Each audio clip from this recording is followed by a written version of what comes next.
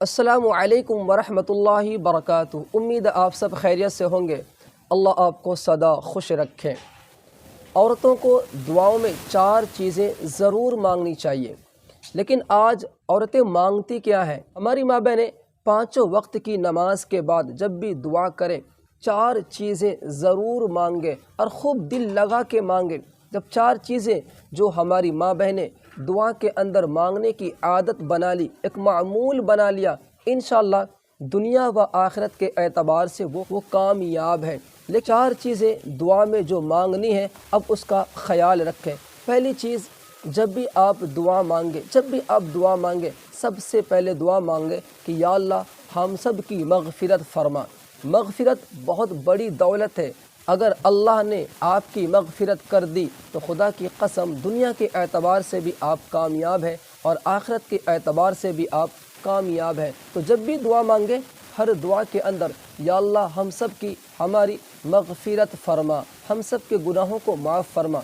دوسری چیز جو دعاؤں کے اندر مانگنا بہت ضروری ہے وہ یہ ہے کہ یا اللہ ہمیں حج بیت اللہ نصیب فرما۔ آپ اپنی دولت پہ نظر نہ ڈالیں یا آپ اپنی غریبی پہ نظر نہ ڈالیں۔ جو مالدار ہے وہ اپنے مال کی وجہ سے بے فکر نہ ہو جائے کہ ہم جب چاہیں گے جس وقت چاہیں گے حج یا عمرہ کر کے آ جائیں گے۔ ایسا نہیں ہے۔ دنیا کے اندر بے شمار مالدار ہیں، لیکن اللہ نے قبول نہ کیا تو خدا ایسے انسانوں کو اپنے در پہ، اپنے اس گھر پہ نہیں بلاتے۔ غریب اپنی غریبی کو نہ دیکھیں کہ مجھے دعا مانگنے سے کیا فائدہ، میرے پاس تو کچھ ہے ہی نہیں، نہ مال ہے، نہ دولت ہے، نہ زمین، نہ کچھ ہے، تو میں کیا دعا مانگوں؟ بالکل نہیں۔ آپ نے اللہ سے دعا مانگنی ہے، ہر حال میں دعا مانگنی ہے کہ یا اللہ مجھے حج بیت اللہ نصیب فرمائے۔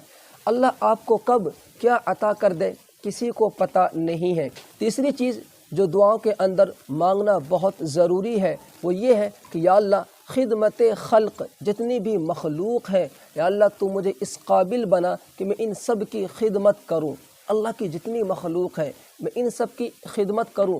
کوئی غریب ہے ہم اس کی مدد کریں۔ چوتھی چیزیں دعا کے اندر مانگنا بہت ضروری ہے، جس سے ہماری ماں بہنیں بہت دور ہے، کیونکہ یہ دنیا ہے، دنیا کے اندر انسان مشغول ہے۔ 24 گھنٹہ ان کے ذہن کے اندر خوبصورت مکان، خوبصورت دکان، اچھی بلڈنگ، اچھی گاڑی، یعنی کہ ان چیزوں کے پیچھے آج ہم سب تمام مسلمان ایسے پڑ چکے ہیں کہ لگتا ہے شاید ہمیں مرنا نہیں ہے، ہماری موت نہیں آنی ہے، ساری زندگی ہمیں دنیا کے اندر ہی رہنا ہے، موت آنی ہی نہیں ہے۔ صحابہ رضی اللہ تعالی عنہ اجمعین دنیا کے اندر، دنیا کے اوپر اتنی محنت نہیں کرتے تھے، مکان، دکان، شہرت، عزت، ان چیزوں کی وہ فکر نہیں کرتے تھے۔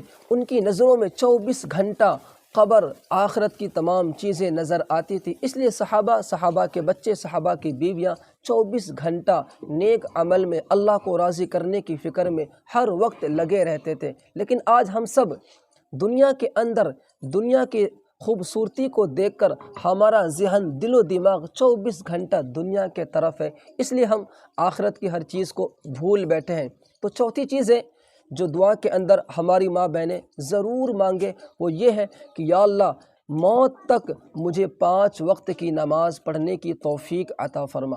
موت تک میرے 5 وقت کی نماز کبھی قضا نہ ہو، مجھے نمازی بنا۔ اگر وہ نماز پڑھتی ہیں تو سونے پہ سہاگا ہے، اگر نماز نہیں پڑھتی تو رو رو کر اللہ سے دعا کرے کہ یا اللہ اور کوئی عمل تو مجھ سے ہوتا نہیں، لیکن 5 وقت کی نماز پڑھنے کی مجھے ضرور توفیق دے دے، میری زندگی میں نماز کبھی قضا نہ ہو۔ اگر آپ کی نماز آپ سے چھوٹ گئی، آپ نے نماز سے بے فکر ہو گئے، نماز آپ کی زندگی میں نہیں ہے، یا آپ اپنی زندگی میں نماز کا معمول نہیں بنایا ہے، تو اللہ کی قسم آخرت کا سارا معاملہ آپ کے لیے گمبھیر، دردناک ہوتا چلا جائے گا۔